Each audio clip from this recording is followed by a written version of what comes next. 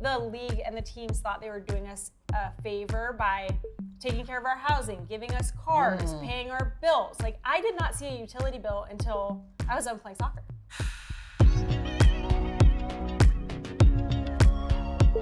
I'm Heather O'Reilly, and this is Beyond the Game, presented by RBC Wealth Management. What do you guys wish that somebody would have told you while you were playing about developing your interest outside soccer for your post-playing days?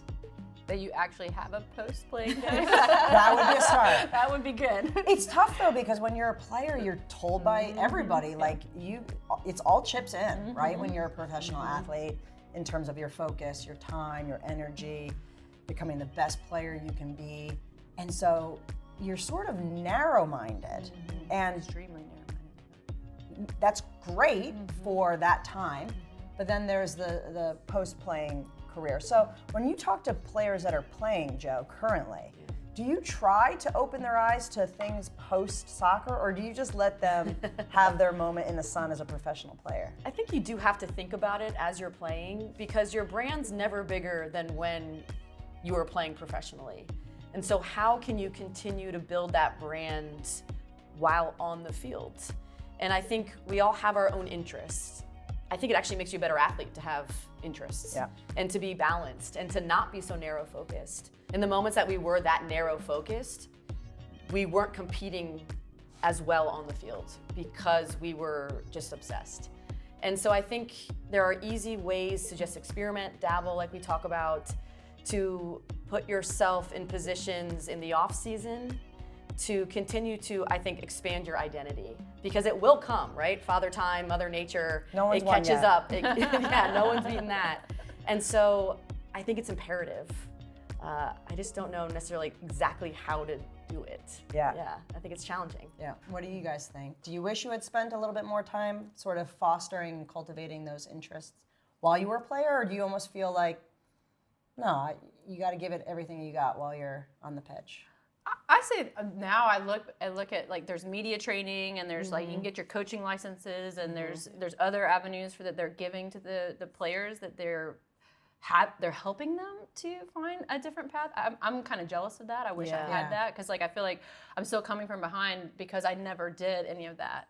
You know, I never, like, I'm just now getting my B license. You know, I'm just now working on that kind of stuff, and so I'm jealous of that, and I think that's awesome what they're doing. But at the same time, knowing myself, I was so that I don't know if I would have still, like I said, I didn't want to be a coach. So I'm like, would I have actually done that class? You know, so it's like, I'm jealous of it now, but I'm like, I was so like, there is nothing getting in my way. It is, national team or nothing. Well, and it's interesting because I was not narrow focused. I was doing my coaching licenses. I coached my whole career from college on, and I was exploring my interests. I was surfing on the side.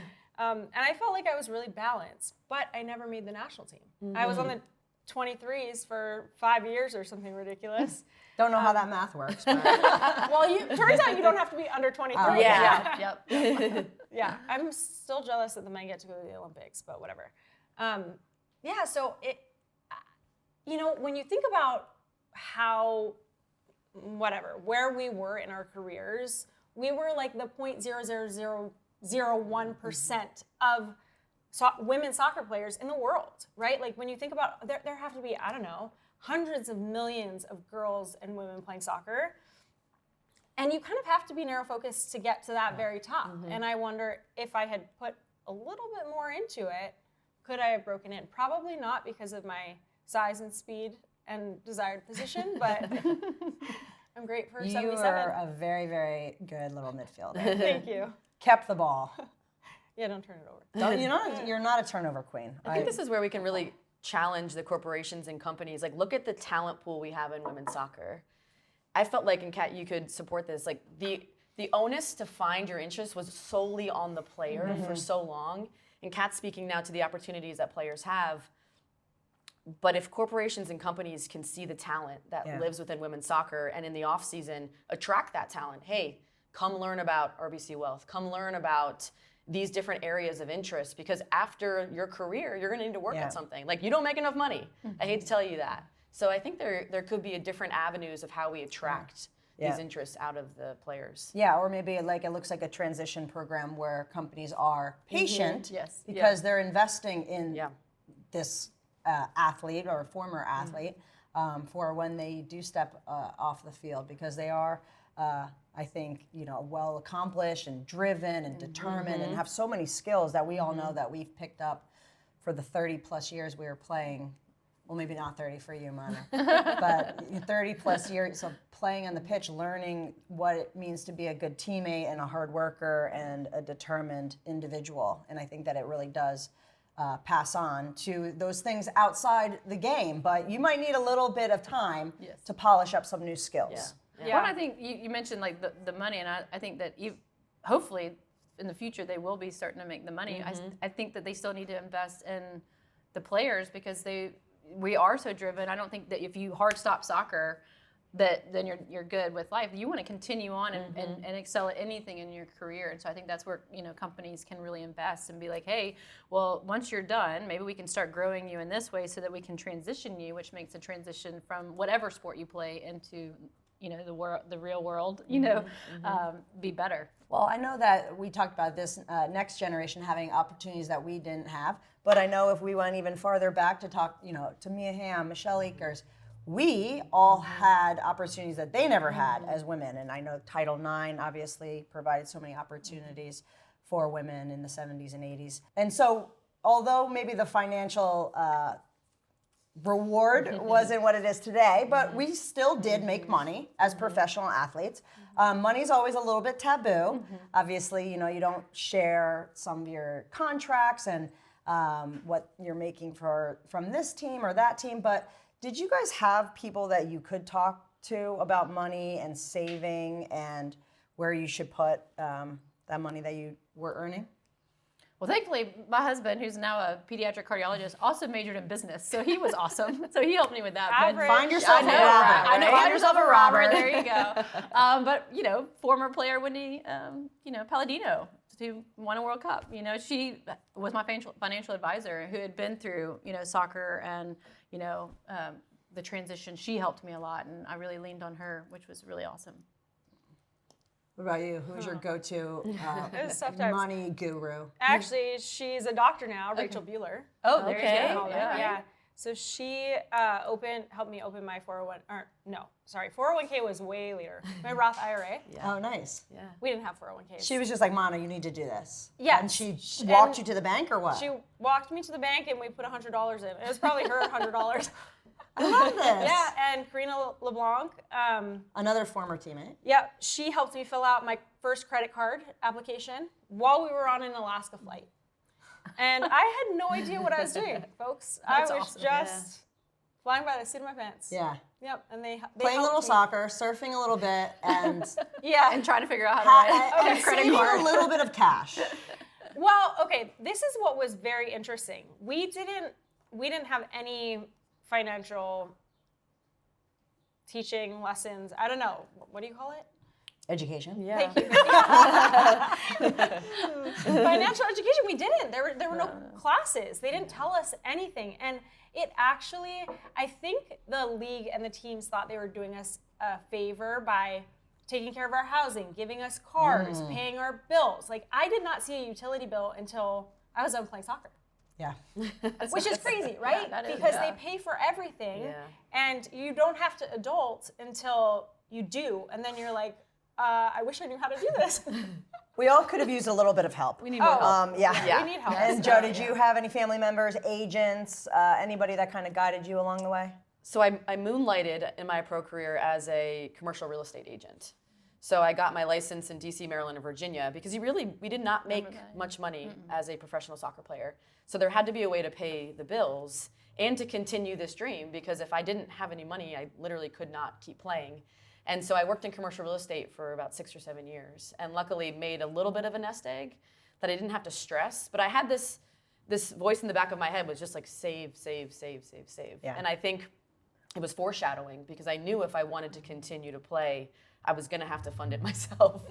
So it was a labor of love. It was like almost a hobby, but it was exactly what I wanted to do. It was like I couldn't really not follow that dream. And so I was lucky in that sense to have the commercial real estate, but there are many players who had to retire that just couldn't pay their bills, and they got a job with Amazon or some other company or corporation where it made more sense, right? So we all wish that we had people or resources or systems in place that allowed us to do this easier, right? And have the help and education.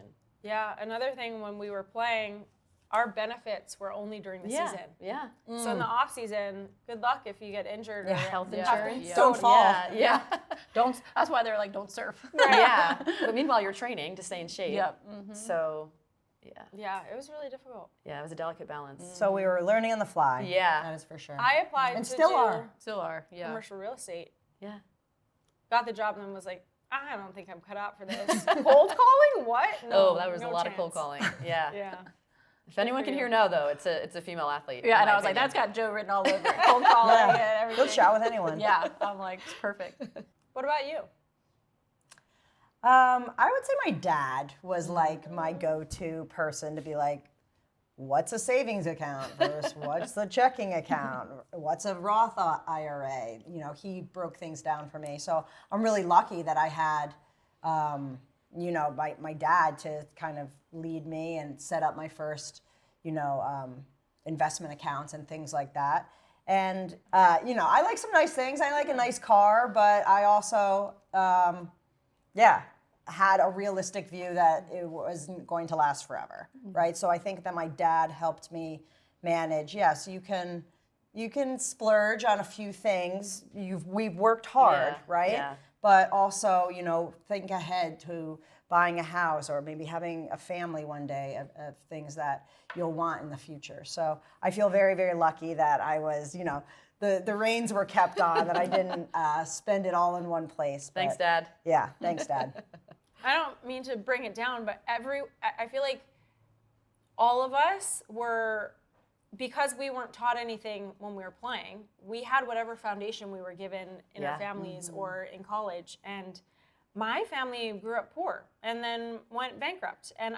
So I didn't have any of that foundation. Wow. So when I got into playing, it was like, oh, you have money in the bank account, you spend it until you don't have money in the bank account. And I just the concept of saving, my family didn't have savings ever. So it really took teammates who knew what they were doing, talking to me and telling me why it's important to save. I didn't save much, but I'm doing a much better job now. I just bought my first house, so. Did you put yourself through law school? Thank you. I got some scholarships. I'm still paying off student loans. TST really helped with that. There we go. That's where it all went, actually. Yeah. How responsible of me. That is responsible. Thank you. It wasn't easy. Law school was a similar thing. Not making money. I was coaching, but I was more and more in debt every day. Yeah. But I'm sure using the skills that you gained as a player in that life too. Yeah, and To they kept, scrap, to do anything that you need to do to Right. get where you want to be. Yeah, you have to scrap. And everybody would tell me, don't worry, you're very employable. So you will eventually get a job. And here we are. I'm employed by myself. See, they were right. Right, yeah.